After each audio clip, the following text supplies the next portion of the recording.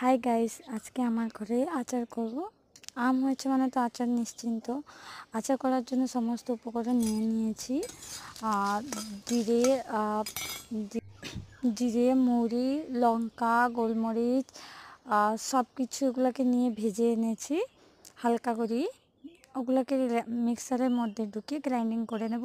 এগুলোকে সব আমি গ্রাইন্ডিংও করে নিয়েছি। এবার তেল গরম করতে বসিয়ে দেব।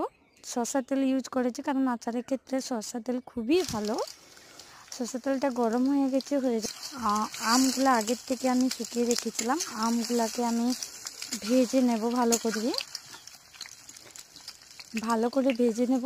তো ভালো করে ভেজে নেওয়ার পরে দেখতে পাচ্ছেন তো ভাজাটা কিভাবে হচ্ছে, পুরো তেলে যেরকম ছাঁকা হয় সেই রকমভাবেও আমগুলোকে আমি ছেঁকে নেব, একটুকু যেরকম কাঁচা নাই থাকে। ভালো করে ভাজা হয়ে গেছে। এবারেতে আমি চিনি দিয়ে দেব। যতটা মিষ্টি লাগবে আচারে তত পরিমাণ অনুযায়ী মিষ্টি দেব। আমার ঘরে যেহেতু পুরোটাই মিষ্টি, অতিরিক্ত আমার হাজব্যান্ড খায়, তো তার জন্য আমি মিষ্টিটা বেশি দিয়েছি। আপনি চাইলে আপনার মতন করে দিতে পারেন। চিনিটা ভালো করে যাতে আমের সাথে মিক্সিং হয় ওইভাবে করব। আগের থেকে যে গ্রাইন্ডিং করে রেখেছিলাম মশলাগুলো, ওগুলো সব ছড়িয়ে দেব। দিয়ে